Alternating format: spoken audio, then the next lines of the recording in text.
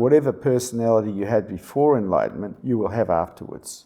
You just won't have an identified character there claiming to be you anymore. There'll be an absence of that. And upon enlightenment, that will be noticed. There will be a noticing of the absence of you.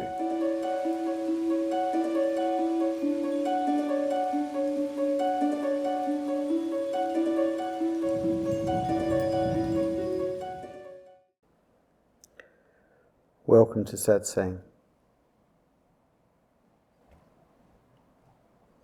Yes, Sai.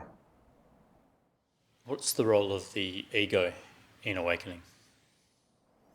Without the ego, awakening is not possible, because it is the ego that initially wants to find enlightenment. It's the ego that does the work to prepare the mind for enlightenment. It's the ego that removes the obstacles that are in the way of enlightenment. So without the ego, there probably wouldn't be much chance of enlightenment. But the ego itself does not make it to enlightenment, because when awareness becomes aware of itself, when awareness becomes aware of beingness, the ego dies. It does not make it to enlightenment. So what is a strong ego, and is it a strong ego that's needed for awakening? I can only talk from my own experience, and I feel that a strong ego is required, because the obstacles that need to be removed, the work that has to be done on the mind, demands a fair bit of strength, a fair bit of determination, a fair bit of willpower, because we all have so many obstacles in the way in the nature of belief systems that cause contraction in us, and they all need to be undone. And so I feel that a strong ego is absolutely essential for enlightenment. A weak ego won't make it. So how does someone go about developing a strong ego? They get born. Did you feel your ego diminishing over years before it entirely dropped in awakening? As the story of me started to disappear because I lost interest in it, the ego seemed to be diminishing. But really, I didn't think that I'd ever be teaching, and so I wasn't paying that much attention to what was happening. I was just feeling happier and more joyous, and I think that was a result of me as an I not being so much in the picture. My interest was more in helping other human beings, and I'd lost the interest in the story of Vishrant.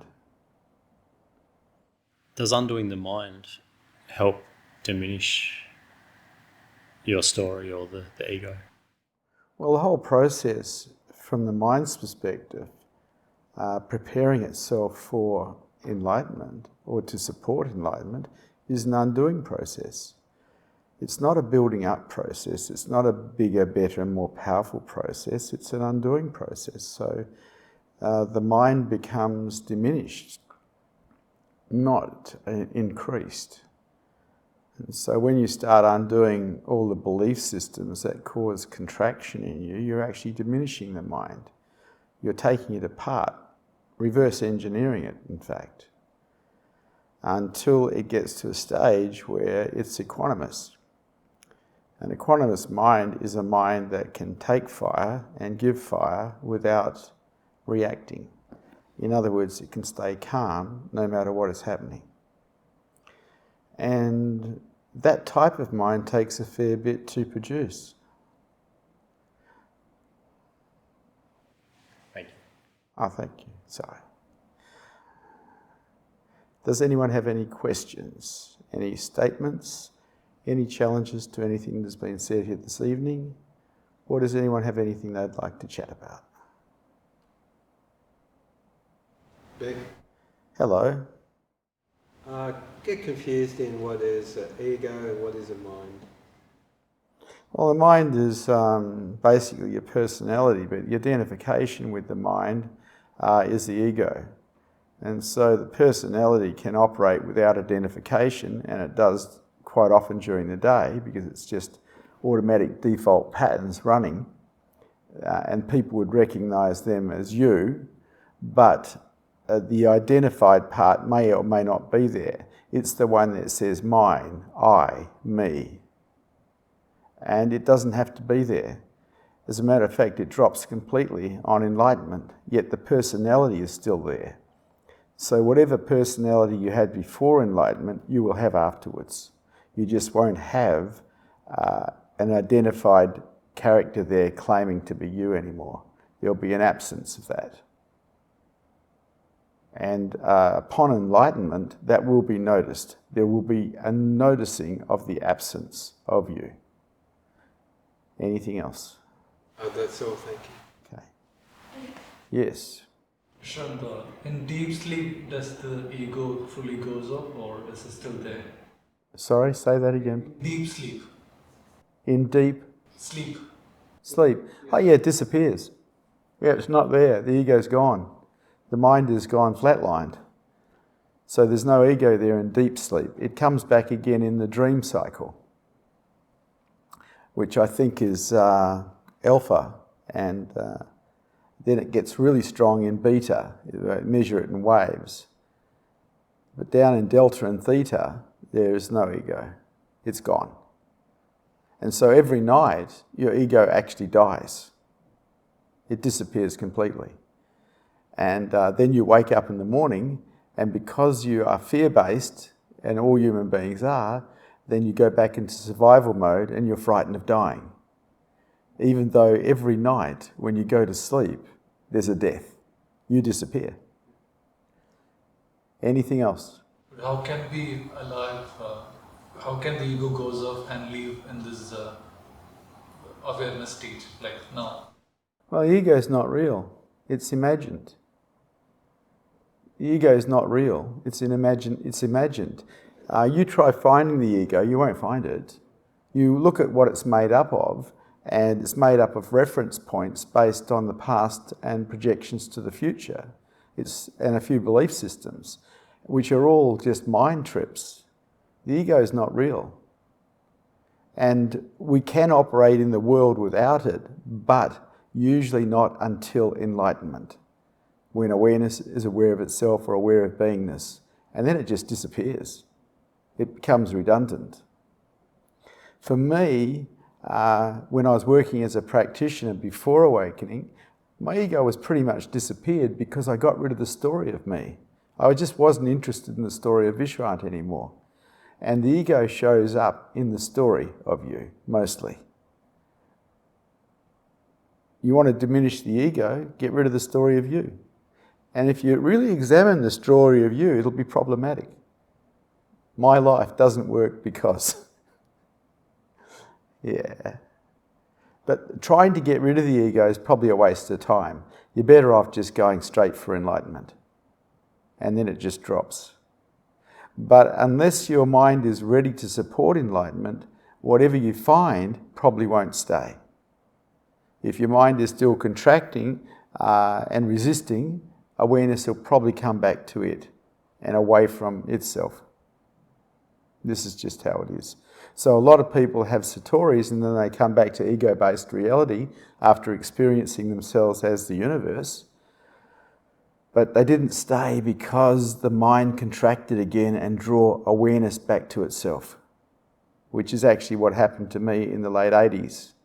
I had massive satoris, but the ego came back. And I didn't know why at the time. And it was because my mind had not learnt unconditional surrender yet. And unconditional surrender is a non-doing that supports enlightenment. Does that make sense? I'd like to surrender to you. You'd like to? Surrender to you. Oh, yes. You're very welcome. You're very welcome here. Yes. Katie. Oh, there was someone over here, wasn't there? I heard something. Oh yes, hello Marnie. Hello, Vishrant. Why is it so hard to be still sometimes? Because you're full of irritated energy that you've either created yourself or you've picked up off other people, and it's making you feel like you need to move. My process when that occurred was to stay still and surrender to it. Anything else? Okay. Yes, over here. You lost your interest in your story. I lost what, sorry? Lost interest in your story. Oh yes. So wasn't that enough to wake up, or did you No. really? No, losing interest in my story wasn't that hard because I'd been witnessing my mind since I was 14 years old with a silent witness that didn't judge it. And I could see quite easily that my mind was just rubbish. It just waffled on about nothing. The story of Vishrant wasn't worth entertaining, and so I stopped entertaining it. But that didn't set me up for enlightenment. That set me up for a very peaceful life, but not enlightenment. What set me up for enlightenment was the undoing of my mind, the undoing of all the programs that were in the way, the obstacles that were in the way, that caused contraction of my mind. That's what set me up for enlightenment, and the presence of my awake teachers. Yes? Okay. Katie. It is Katie, isn't it? Katie. Hello, Vishrant. This is my first satsang. Yes, it is Katie. You sound Can you hear me English. okay? You sound English. No, I'm actually Australian, but my kids are English, and I think the more I speak with Australians, it'll probably become more awkward as we go along. But Oh, well, g'day, mate. G'day, mate. I'm feeling incredible energy. So if I suddenly go blank, like I've seen so many people, I had a lot to say to you. But yeah, I'm a Melbourne girl, but I live now in Europe, and I'm just on holiday in Spain at the moment, and it's really just so nice to be in the sunshine again. The winter's been very hard and long in Europe, so I haven't enjoyed it so much. But yeah, so I think there are a lot of parallels. I mean, certainly not an enlightened being yet, but at the age of 28, I gave up working in a big advertising firm, and I was a media buyer, and it was all so lovely to be between the clients and the media, and you know, showered with gifts and basically bribes, wasn't it?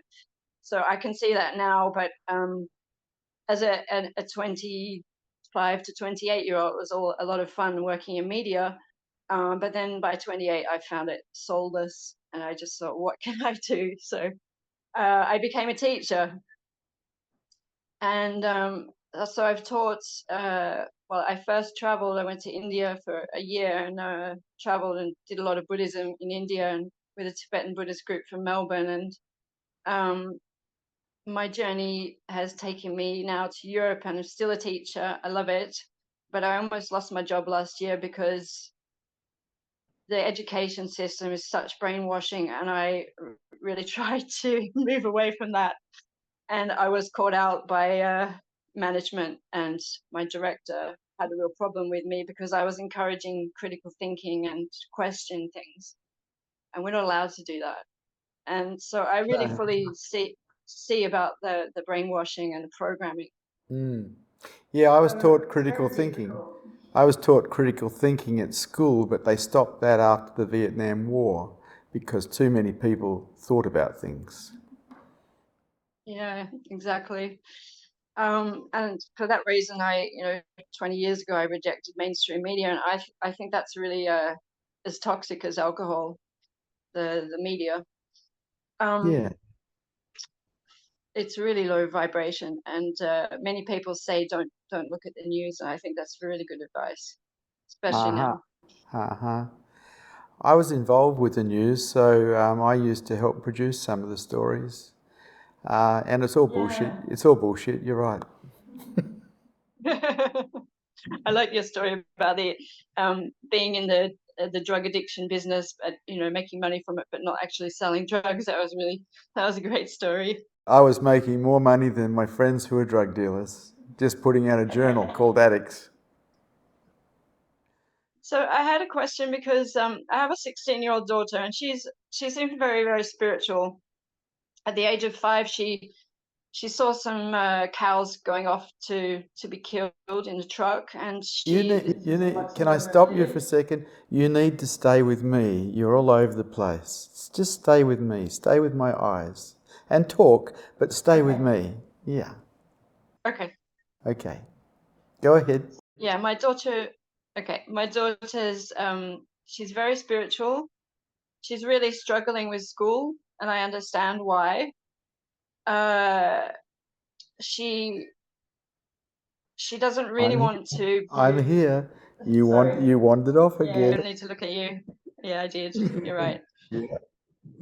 That's me thinking too much. Yes. So I'm having difficulty because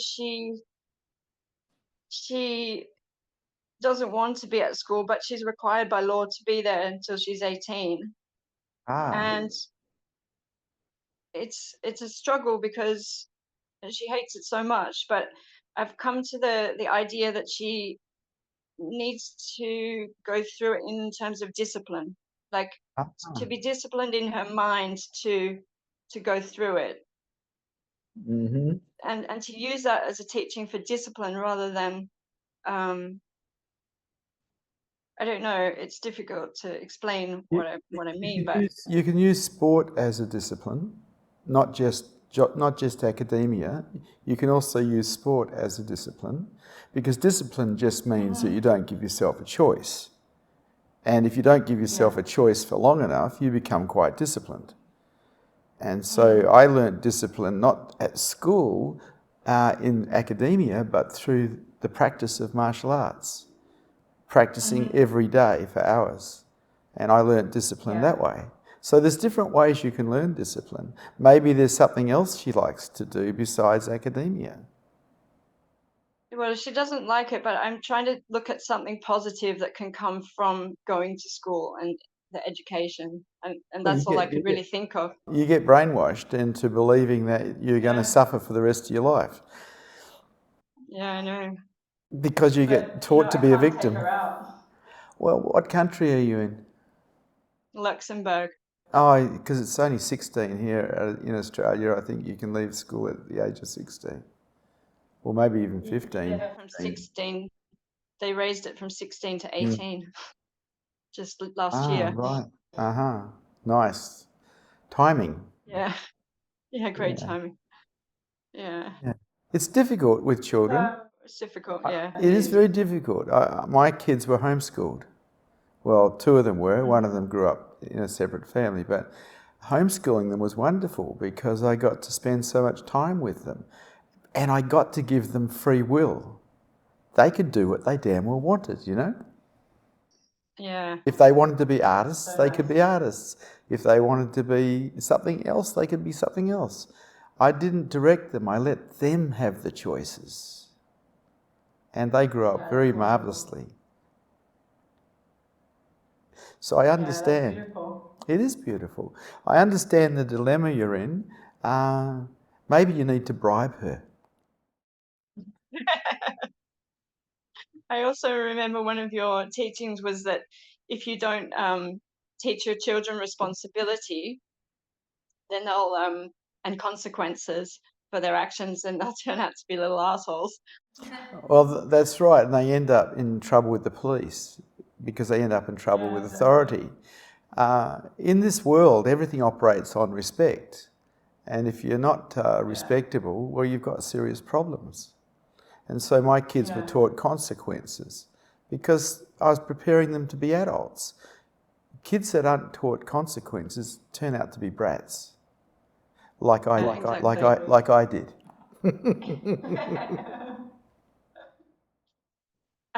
So the other day she was supposed to go to one of her exams, a maths exam, and she was stressing about this boy that she liked. And instead of going to her maths exam, I had to go off to work, but instead of going to her maths exam, she hopped on a bus for an hour, took him flowers and a letter, which is so sweet, and put them on his doorstep.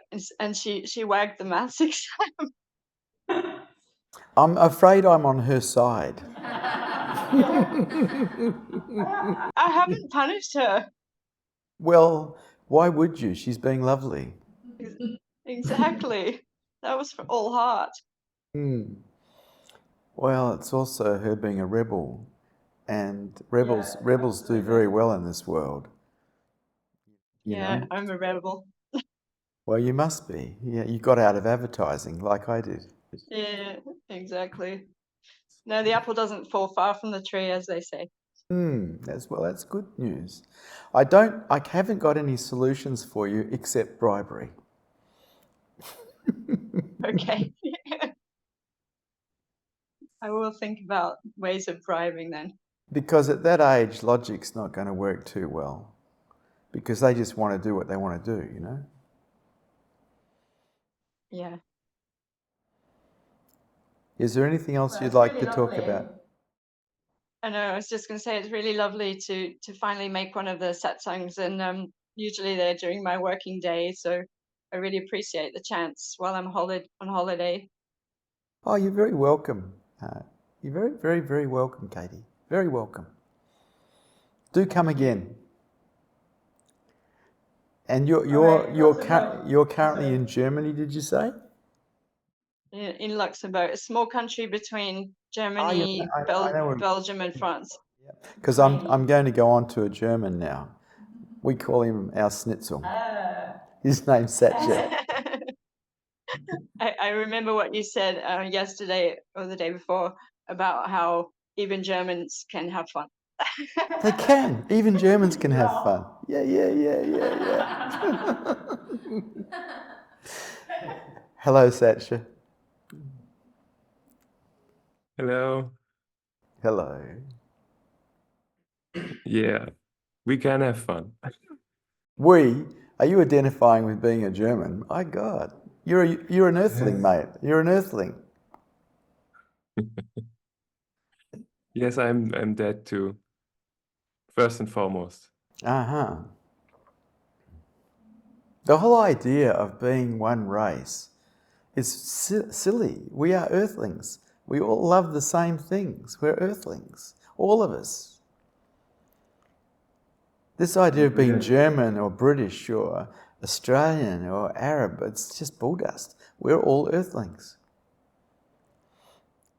Yeah, or just like parts of humanity. Yeah. And life. Yeah. Anything else? Yeah, I have one question about interest in this own story. Like when I'm trying to get to know the belief systems that I have to undo, I feel like I have to be interested in my story in a sense that I have to dig into it. Yeah, but you don't have to analyze it. You just have to undo it. The problem is we went to school and we learned how to analyze everything. And analyzing is the problem. It's a total head trip. We need to move away from analyzing and start watching the mind and undoing it, not analyzing it. Analyzing is just another form of dream.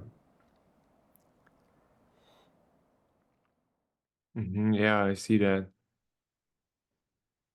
Like sometimes I feel like poking around in my mind to get it to tell me what's actually going on.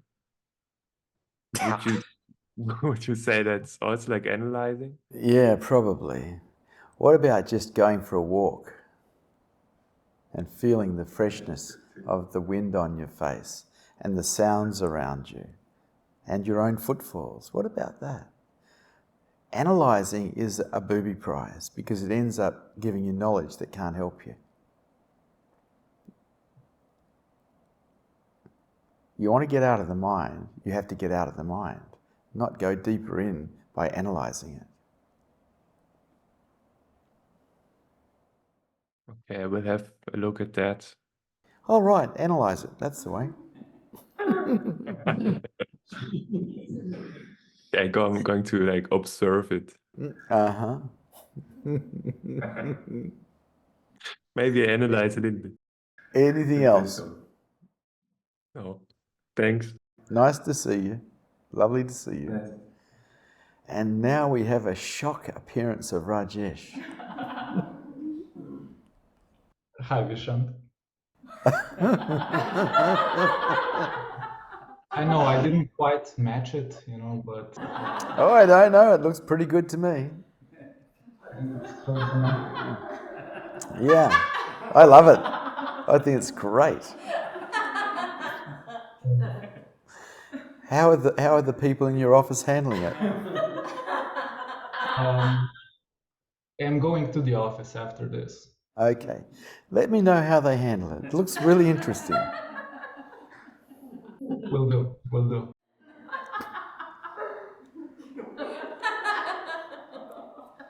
Is there anything else, Rajesh?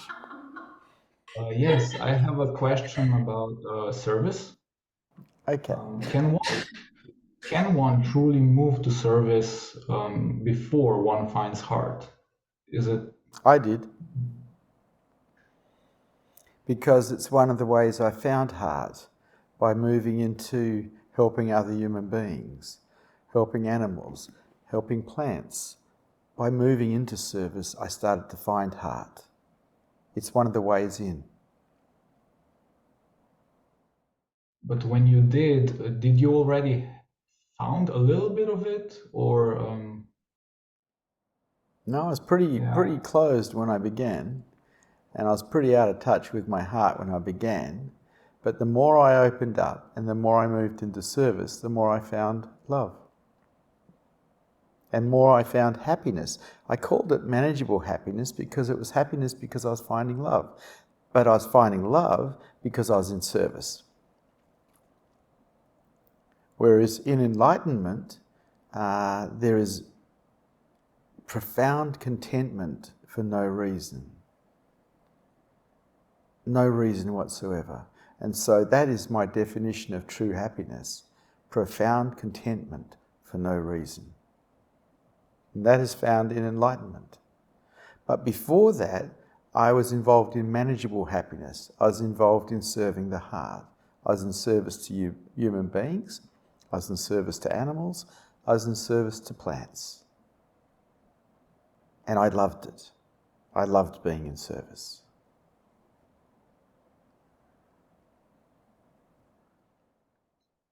I have to ask, how much did, when you moved to service, how much did thinking about money come into play?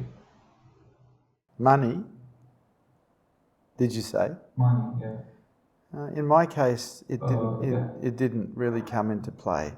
I was prepared to go broke. I was prepared to have nothing. Because when I started moving into service, it was on my walk around Australia where I'd taken my shoes off and I was trying to become a nobody because I'd been such a big somebody. And so I'd mow people's lawns, I'd wash their dishes, I'd clean their houses, I'd give them massages, and I didn't really pay for it. Existence was taking care of me to a large degree. It wasn't until I got together with my future wife that I felt that I needed to earn an income to pay for rent and pay for food and pay for accommodation. Up until then, I was a total nomad. I was just wandering around the country. I did that for 4 years. Anything else, Rajesh? That's all. Thank you. Nice to see you, Rajesh. Awesome eyebrow. Yes, Amber. I have found a fair bit of love lately. Uh-huh. It makes me cry. Like I see something beautiful, an animal, and I just cry. Uh-huh. I was wondering what is crying? Is that good? I don't know, darling. I'm not you. You'll have to look in yourself and find that answer. When I look at animals, I don't cry. You know, some people look at animals and they think of eating them. I don't do that either.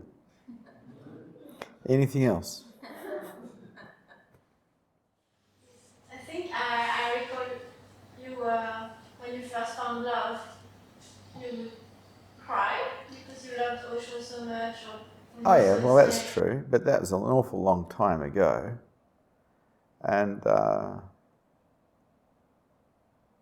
my tears were tears of joy, tears of gratitude towards my master.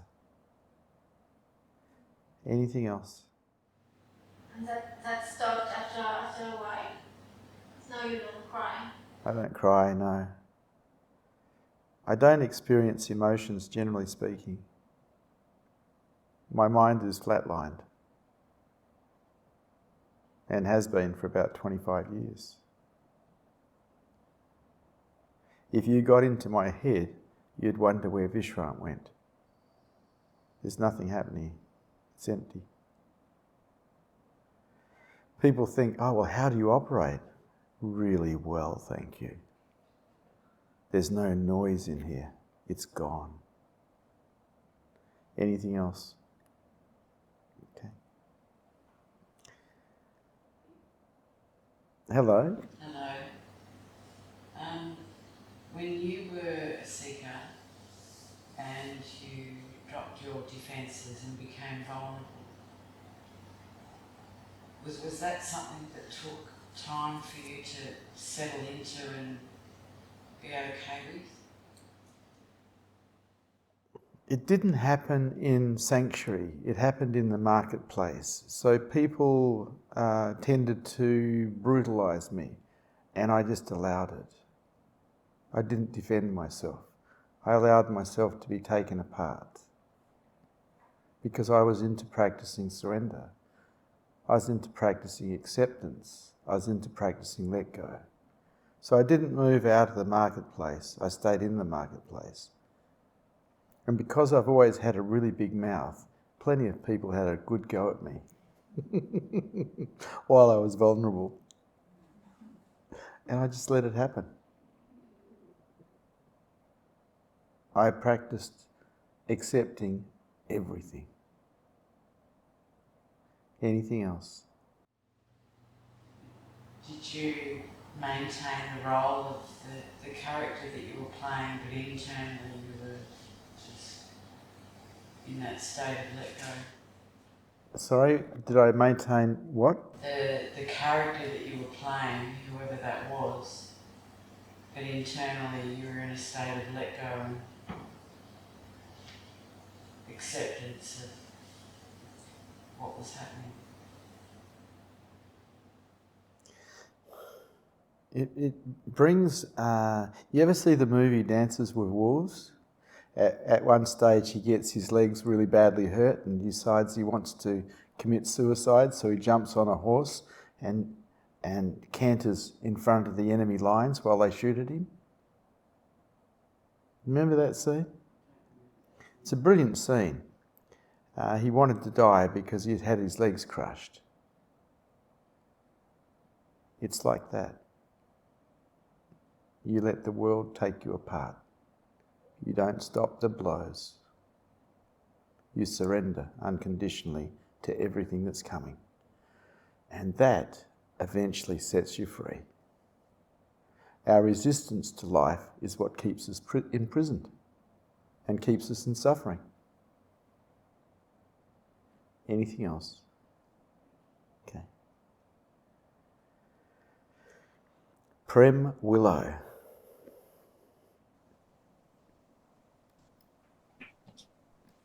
Hello, Vishrant. Hello.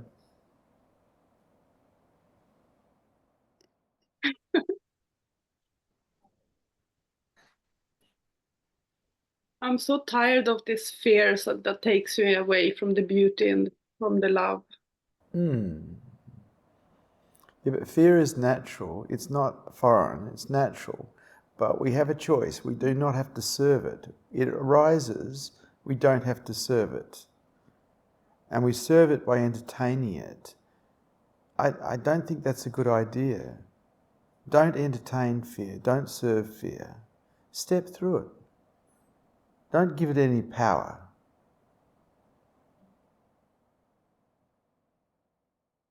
There's so much beauty.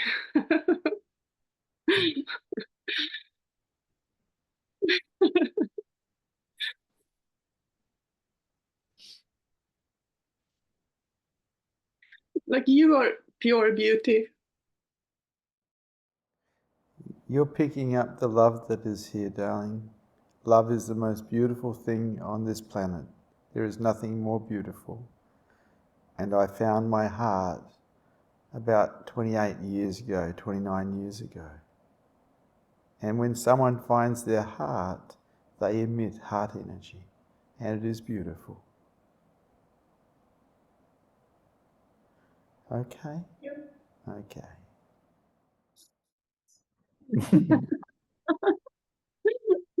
And Rajesh is also very beautiful, and the eyebrow was very artistic. So I was wondering if he's made it himself. I'd say that he made it himself. It has his signature all over it. Love it. I think it's wonderful too. It's allowing him to learn how to play again. It's lovely. Yeah. I wish it was my place. I actually had a question before love hit me, and Okay. it's about strong ego and low self-worth. Because I can really feel that I have a tremendously strong willpower. Like I have taken from a really great hardship many times, but I also have this low self-worth. So is it possible to have, or is the self-worth just sabotaging from time to time? It will sabotage. Low self-worth will sabotage. It'll create failure because you don't feel like you're worthy to win. And so it's very important to find a way to accept yourself fully so you don't have low self-worth. So you find all the bits that you don't accept, find a way, write it down, and find a way to accept it. Give yourself no choice. Slowly. It's just too slow. I wanted to go fast. Well, it took you a long time to get to where you are now. Reverse engineering takes a while as well. Yeah, I have to be patient. Yes. Anything more? Don't give up. Oh, never give up. Never give up. Never give up. Anything else, Willow? No, thank you. Lovely to see you, Willow. I love you. I love you too, Willow.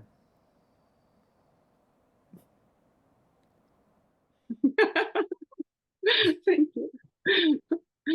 Prabhat. Hi, Vishrant. Hello, Prabhat. Just came to say hi. Yeah, that's okay. Hi is really good. Hi. I love the symbol behind your head, the yin and the yang. It's very nice. Yes, this is my favorite spot in my home. In a lot of ways, I'm very much a Taoist teacher rather than a Buddhist teacher, because Taoism is about becoming the feminine, because we've all mastered the yang. We've all mastered the yang. Can we master the yin? And when you master the yin, you have surrendered to life. Yes. Yeah. Okay, Prabhat. Nice to talk to you. Same here. Thank you for everything, Vishrant. Thank you. Hello, Abaya.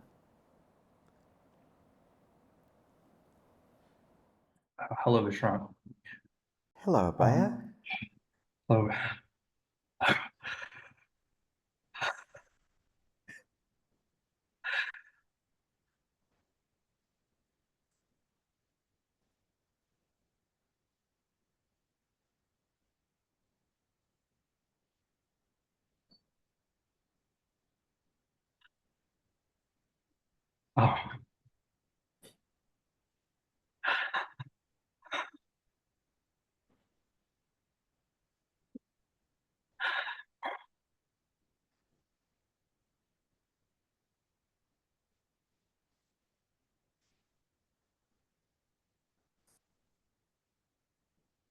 Is there anything else, Abhaya? oh. Thank you, Vishrant. Thank you, Abhaya. Agandi, Ugandi, Ugadi. Ugadi. Oh, cool. Hello. Hello, Ugadi. Yeah. Yes, I'm still processing this name, progressing with this name, and on the other hand, my business is just going very well the last weeks. But my business still runs my old name, Parijata, and it makes me confused so much that I think that I'm in trouble. Do I have to kick off the old name, but my business runs the old name, and I think I overthink it too much. Well, you can always call your old business your old name and operate your new name as the practitioner. Just for me? Yeah. Just for my own? Yeah, you just call the business your old name and you operate in that as the operator. Yeah. Sometimes I feel like a really, really small girl who's really who needs to ask her daddy, oh, am I allowed to do this or to do that? It's crazy. Okay, yes, you are. Yes, you are, darling.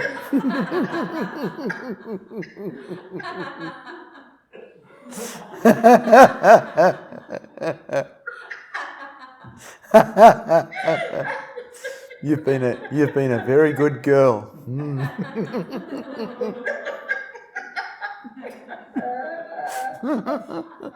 Yeah. Yeah.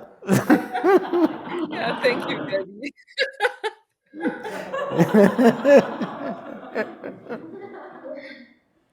Yes, that it is so exhausting for me to be in. It is always like being in two worlds. Yes. Yes, because you're entering a world of higher consciousness, and the mundane world doesn't mix with it very well. You see, at some point, you have to put truth and heart first, and at that point, you start leaving behind the mundane world. The world of rubbish, the world of gossip, the world of nonsense. You start moving in a different direction, in a different way, and you find that your friendships change because you're interested in hanging out with people who are going in that direction now, not that direction. Yeah, friendship is okay, but business is much harder for me. Oh, such is life. Friendship. That's just the way it is.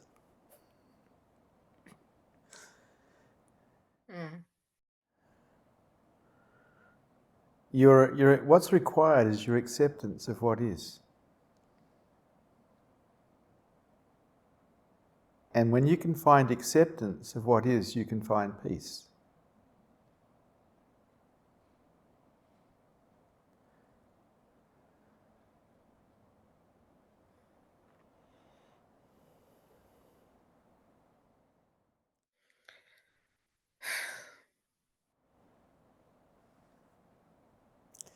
Being a victim of it isn't going to work.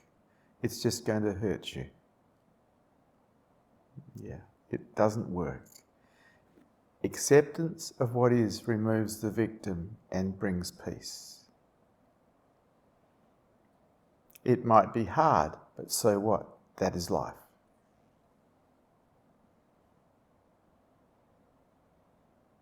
You've had hardship before. So what?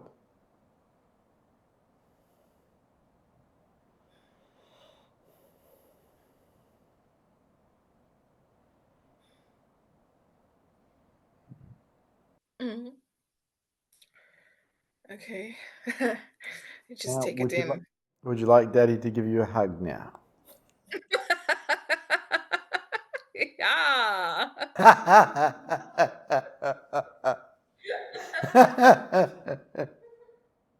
I think one day I will be in Australia. Then you can give me a hug. Okay, you'd be welcome here. Australia is a very big place. There's lots of room for a lot of people. For what? For a lot of people, it's a very big place. And it is really far away, and I'm really afraid of flying. Well, don't fly, then walk. No, I come from Germany. That's a long distance. I'm the second schnitzel in this round here. But I'm a vegetarian schnitzel. But that's a good type of schnitzel. Yeah. I fell in love with animals a long time ago, and I couldn't be involved in eating them anymore. But I grew up in a meat-eating household, but I just fell in love with animals because they're the same as us. They're just sometimes not as intelligent, that's all.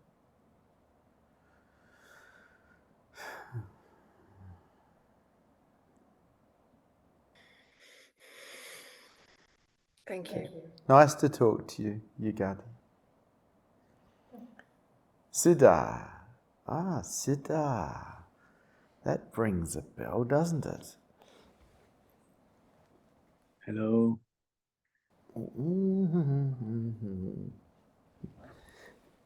How are you? I'm lovely. How are you? I'm also good. That's good is good. Siddha, here we go. You still want to take sannyas, Siddha?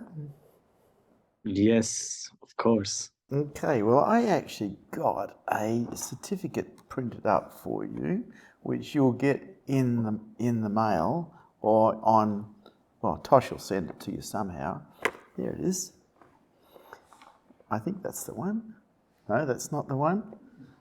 That's the bottom one. You're the very last one. There's so many people taking sannyas.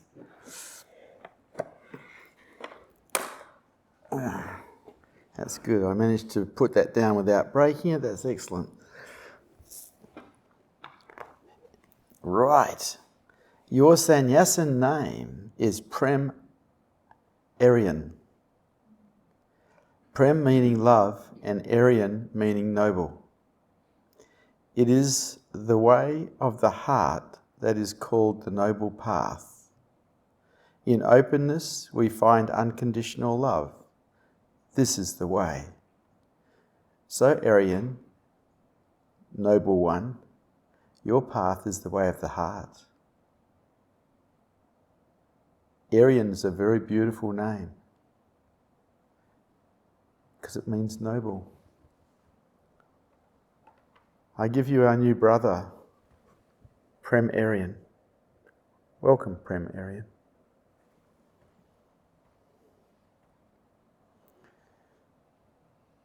Tosh will contact you and give you that certificate, which will remind you of your name and what it means.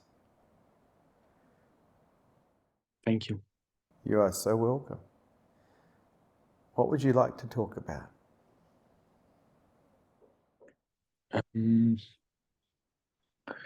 One question would be, is the satsang, online satsang, is the Buddha field the same as if I'm present in Australia, or is it different? That is one question I have. Let's find out. Can anyone here give us an answer to that? What's it like? Yes. For me, I can feel the Buddha field online. Yep. but in person it just blows me away. Okay. Yeah. There you go. There's an answer.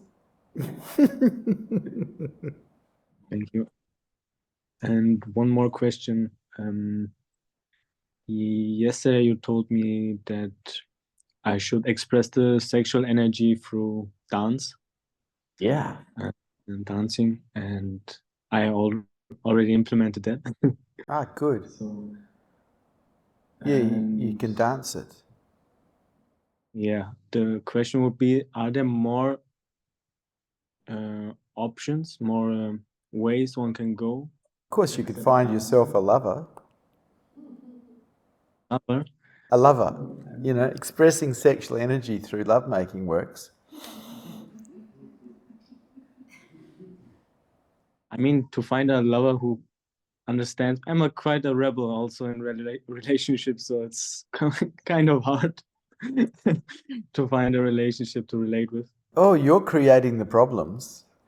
What actually works in relationship is two things: commitment and communication. And if you're not into commitment and you're not into communication, well, you're the one who's handicapping you. That's, I get, yeah. Yeah, commitment is a problem. Yeah, commitment. Because people like commitment. Relationships work because of commitment. And the reason for that is because all the primal bonding starts up. People, they bond with you when they make love with you, and they want to be with you. And when you want to be with other people, it brings up jealousy and possessiveness in them, and that's when the fighting begins. You know? And so you've got to recognize that even though you may be liberated in a lot of ways, the people that you're hanging out with, the women you're hanging out with, might not be. And you have to take care of them. And what they probably require is commitment and communication. And if you really want to make it beautiful, you cherish them.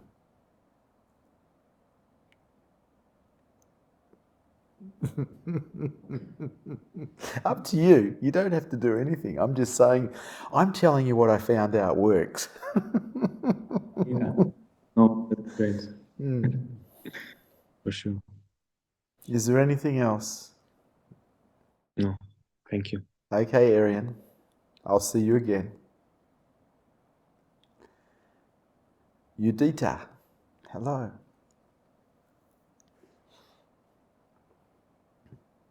Hello, Vishrant. Hello, Udita. Hello, Udita.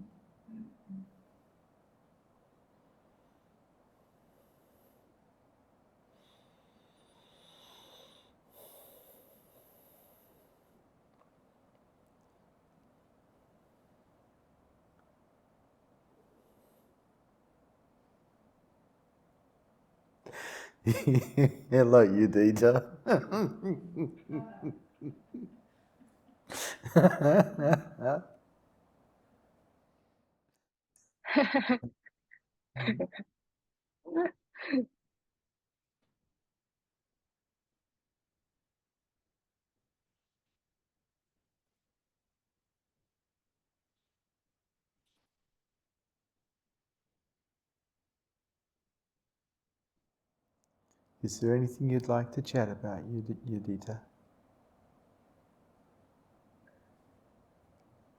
Thank you, Master. Nice to see you, Udita. Love. Tosh. Hello. Hello, Tosh. How's the COVID going tonight? Pretty good tonight. It's still hanging around. Yeah. Yeah, well, it gives you an opportunity to do something different than what you normally do. It's been quite different, yeah. Yeah, isolation. Yeah.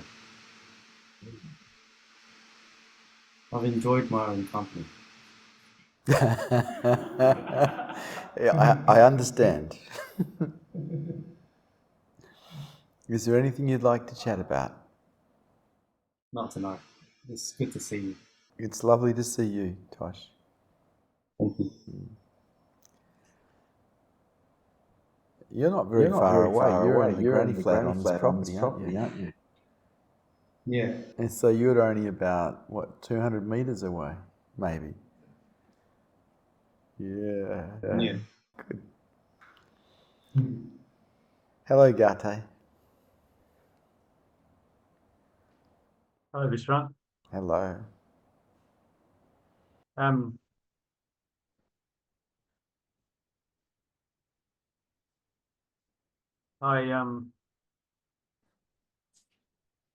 I noticed I was holding something against my mother.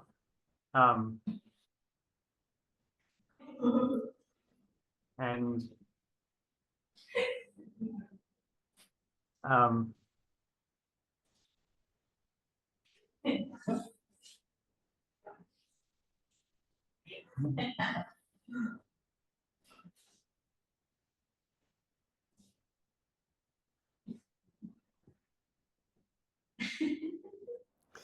You should love your mother. She has helped you so much in this lifetime.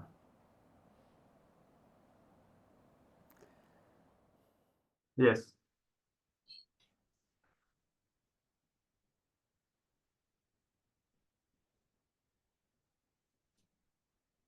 Yes.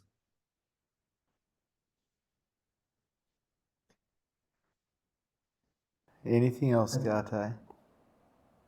That's all, thanks. Thank you, Gate. Moksha. Hello, Moksha. Hello, Vishrant. Hello. I just wanted to say thank you.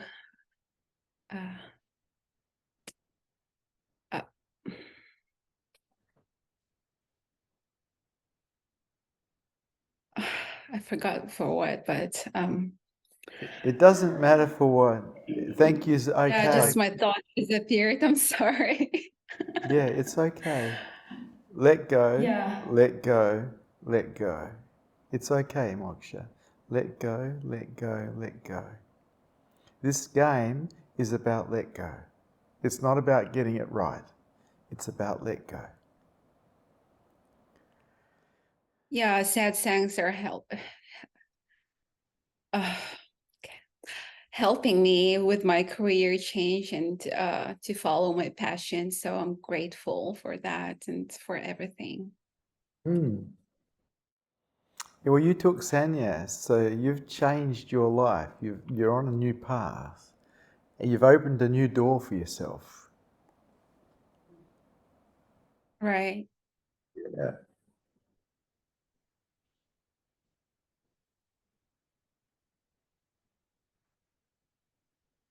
Is there anything else you'd like to say?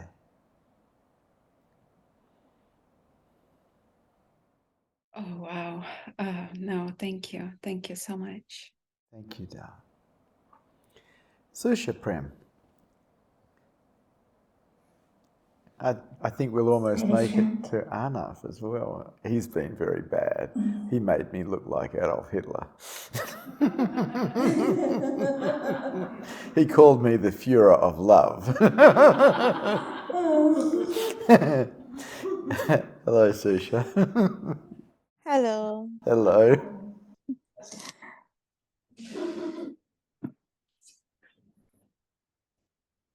Um,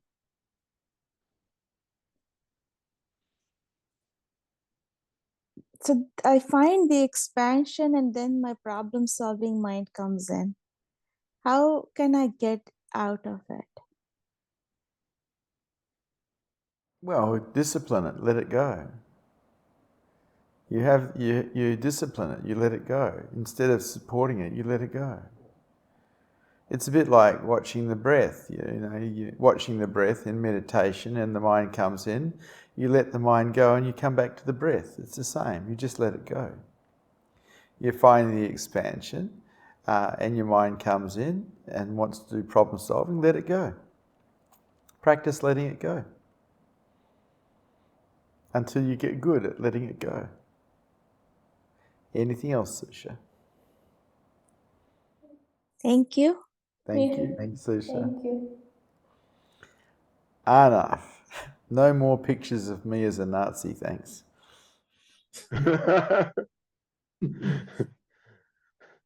My Führer.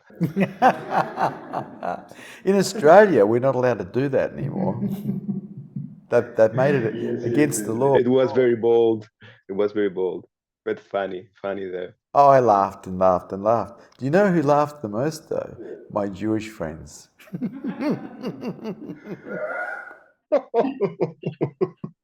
I don't know about that, but okay. Wonderful, wonderful. Is there anything you'd like to chat about, Arnav?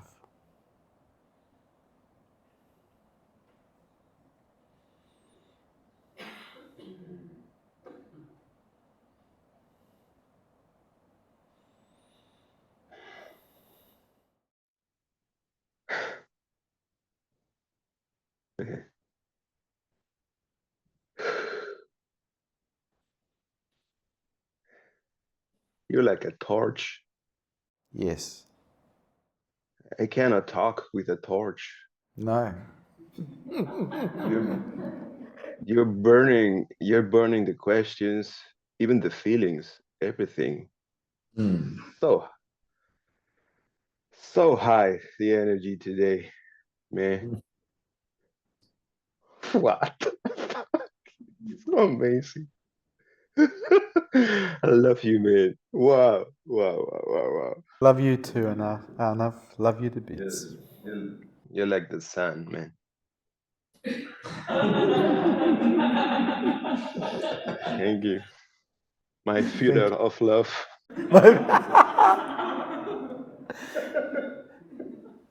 Hello, Mahan.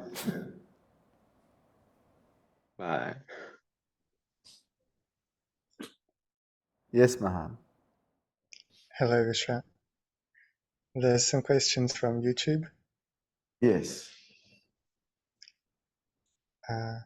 Darren asks, what's the best way to get back into awareness and oneness if you wake up in the ego mind?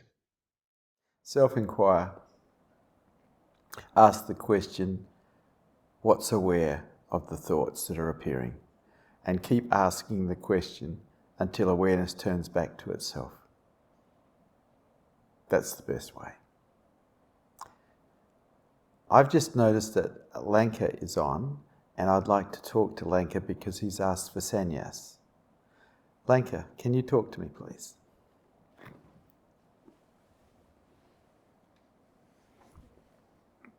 Hello, Vishrant. Hello, Lanka. You still want to take sannyas? Yes. Oh, good. Now, I just got to find you.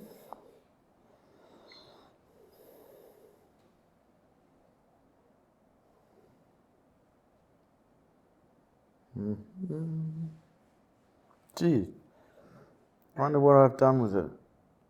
I must have put it somewhere else. Different phone.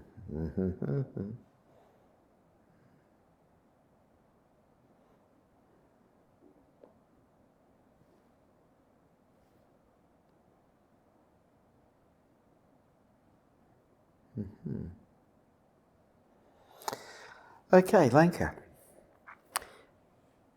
Your sannyasin name is Prem Akash.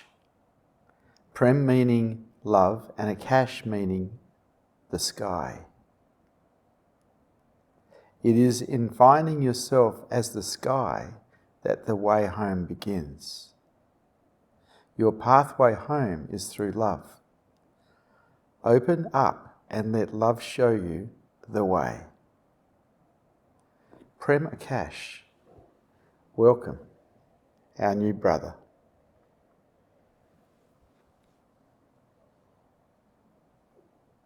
I love the name Akash.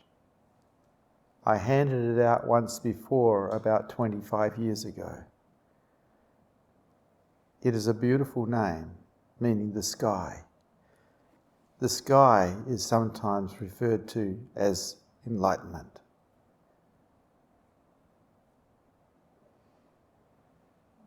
There is nothing in the sky. It is empty. It is beautiful.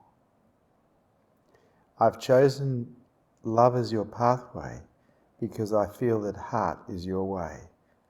Service is your way. The way of the heart. You like to take care of other people. This is very beautiful. This is also the way to enlightenment. Because in that love, you eventually fall in love with beingness. And in the love affair with beingness, you give your life to God. You give your life to the sky, and you find you are the sky.